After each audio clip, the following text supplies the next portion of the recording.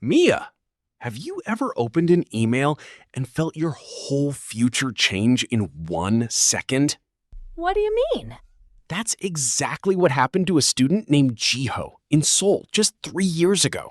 Tell me, Alex, what happened? He was sitting at his desk late at night, refreshing his email again and again. Waiting for what? A university decision from a college in America. I remember that feeling. So much pressure in one little inbox. Exactly. And then at 11:58 p.m., the email arrived. And? The subject line said, "Congratulations, Jiho." He got in! He got in. He told me he screamed so loud, his mother ran into the room thinking something was wrong. That's such a perfect reaction. But Mia, that excitement only lasted about 2 days. Why? What happened? Because right after the excitement came the fear. What was he afraid of, Alex? Everything, honestly. He told me later, I could read English textbooks easily, but I had never really talked to an American before. Oh, that's such a common fear. Reading and speaking feel like two different skills. Exactly. He spent weeks studying grammar, vocabulary lists, practice tests. But none of that prepares you for real conversation, does it? Not really. The night before his flight, he wrote in his notebook, "Tomorrow, I leave Korea. I don't know if my English is good enough." That's such an honest, vulnerable thing to write. It really is. And the next morning, his parents drove him to Incheon Airport. I can imagine that goodbye. So emotional. His mother cried. His father just said one sentence. What did he say? "Don't worry about mistakes. Just keep going." Oh, that's beautiful advice, actually. Jiho said he held on to those words the entire flight. So what happened when he landed, Alex? Chaos, honestly. He landed in Chicago. Huge airport. So many signs, so many announcements. That sounds overwhelming. It was. And then his very first conversation in America happened at the immigration counter. What did the officer say? The officer looked at his passport and said, "What's the purpose of your visit?" That seems like a simple question. You'd think so, but Jiho froze for a second. He understood purpose and visit, but the question felt so fast. I think every international student knows that exact frozen moment. Totally. He finally said, "Study, university, student." Short, but it worked. It did. The officer smiled and said, "Welcome to the States. Good luck with school." Did he understand the States? Not at first. He thought, states? Like government buildings? Oh, that's such a common confusion. Right? But later, his roommate explained it to him. What did the roommate say? The States just means the United States. People say it casually, like a nickname for the whole country. Oh, that makes sense. Just a shorter, friendlier way to say it. Exactly. And Jiho wrote that down immediately in his notebook. His very first new phrase in America. What happened next, Alex? Did he go straight to his dorm? Yes, and that's where things got interesting. Why? What happened? His roommate, a guy named Tyler, opened the door and said, "Hey man, what's up?" Oh no, I think I know where this is going. You probably do. Jiho thought Tyler was asking a real question, so he looked up at the ceiling. He looked up? He looked up because he thought Tyler meant literally what is up there, what's on the ceiling. Oh, Jiho, that's so relatable, though. Tyler just stood there, confused, watching Jiho stare at the ceiling. What happened after that? Tyler laughed and said, No, I mean, how's it going? Like, how are you?" Such a simple misunderstanding, but it makes total sense. Right? What's up doesn't mean anything is physically up. It's just a casual way of saying hello or asking how someone's doing. And once he understood that, He used it constantly. He told me within 2 weeks, what's up became his favorite English phrase. from confusion to obsession. Exactly that. You know, Alex, I think this is exactly why people connect with stories like Jiho's. Because it's not about perfect English. It's about real moments, real confusion, real growth. Exactly. And that's why we'll keep sharing journeys like this one. If you're enjoying Jiho's story, stay subscribed because there's a lot more ahead. And trust me, Mia, what happens in his first college class is unforgettable. Oh? Now I really want to know. So his first class was at 9 a.m.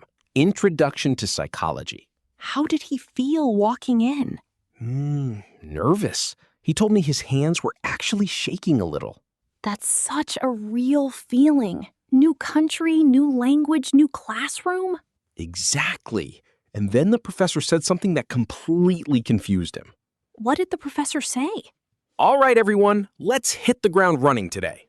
Hit the ground running? Like literally running? That's exactly what Jiho thought too.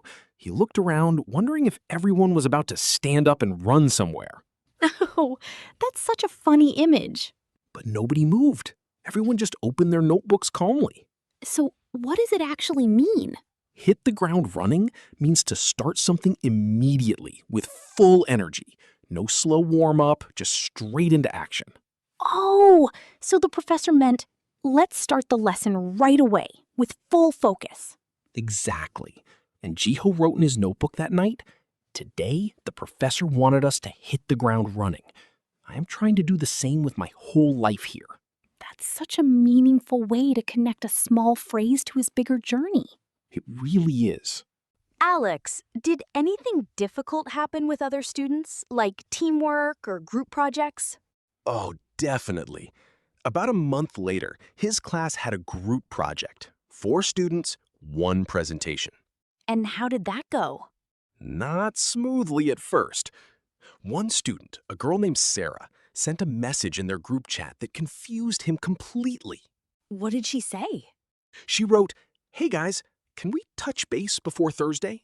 Touch base? Like touching something? Jiho thought the exact same thing. He imagined some kind of physical activity, or maybe a sports reference. That's such a great guess, though. Right? But touch base actually means to have a quick conversation or check in with someone, usually to make sure everyone is on the same page. Oh, that makes sense for a group project. She just wanted a quick meeting. Exactly. And Jiho was too nervous to ask what it meant, so he just replied, yes, touch base, okay. Confident, even though he wasn't fully sure. Totally. Later, another teammate, Marcus, gently explained it to him after the meeting. That's so kind, actually, helping him without making him feel embarrassed. Marcus said, don't worry, man. We all had to learn these phrases at some point, too. That must have meant a lot to Jiho. It really did. He wrote that night, today, I learned that confusion is not weakness. It's just part of learning. Alex, did Jiho start making friends outside of class, too? Yes, actually. There's a really sweet story about a coffee shop near campus. Tell me. One rainy afternoon, Jiho walked in completely soaked from the rain. Oh no, that sounds rough. The barista looked at him and said, "Wow, it's really coming down out there, huh?" Coming down? Like something falling? Exactly what Jiho thought. He looked behind him, wondering what was falling from the sky. But it was just rain, right? Exactly. It's coming down is just a casual way to say it's raining heavily. Oh, that's such a vivid way to describe rain. Right? And Jiho replied, laughing nervously, "Yes, very wet today." Simple, but it worked perfectly. The barista laughed too and said, "You're getting the hang of it." Getting the hang of it? What does that mean? It means improving at something, becoming more comfortable or skilled with practice. Oh, so she was complimenting his English, in a way. Exactly. And Jiho said that small comment made his entire week. Sometimes the smallest words can mean the most. Alex, did Jiho ever feel really homesick? Like deeply missing Korea? Yes. There's one night in his notebook that really stayed with me. What happened? It was a Friday night. Everyone around him seemed busy with their own plans. He sat alone in his dorm room, eating instant noodles. That image alone is so emotional. He wrote, "Tonight, I really miss my mother's cooking. I miss hearing Korean in the streets. I feel so far away." That's such a raw, honest moment. It really is. But then, his phone buzzed. A message from Tyler, his roommate. What did Tyler say? "Hey, a few of us are watching a movie in the common room. Want to join?" That's such a kind, simple gesture.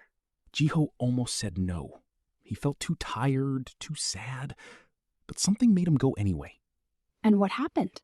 He sat in the back, quiet at first, but slowly people started joking with him, including him in conversations. Sometimes just showing up changes everything. Exactly. He wrote later that night, "Tonight, I learned that loneliness gets smaller when you let people in." That line is so powerful, Alex. It really is. That's one of my favorite lines in his entire notebook. Alex, how does Jiho's story continue from there? Did things get easier? Slowly, yes. About a year later, he wrote a really different kind of entry. What did it say? "Today, a new Korean exchange student arrived. He looked exactly like I did 1 year ago. Nervous, quiet, confused." Oh, that's such a full circle moment. It really is. And Jiho walked up to him and said something familiar. What did he say? "Hey man, what's up?" Oh, I love that. And the new student just stared back, completely confused, looking around the room. Looking for what was literally up? Exactly. And Jiho just smiled because he understood completely. That's such a beautiful moment. He became the explainer now. Exactly. And he wrote that night, "A year ago, I didn't understand anything. Tonight, I helped someone else understand. That's how I know I've grown." That gives me chills, honestly. Me too. Every time I think about it. Alex, how do you feel knowing Jiho's whole journey now? Honestly, inspired. He went from freezing at an immigration counter to helping someone else feel less alone. A scared student who didn't understand what's up became someone teaching others. Exactly. And somehow, through his mistakes, his confusion, his small victories, we learned something too. Phrases like the States, what's up, hit the ground running, touch base, coming down, getting the hang of it, they all came from real lived moments. That's the only way language really sticks, Mia. Through feeling, through story. And I have a feeling, Alex, Jiho's notebook has even more pages. Well, let's just say his journey didn't stop after that first year. Then I think we know what we're exploring next time. We do. Until then, take care, everyone. And we'll see you on the next page.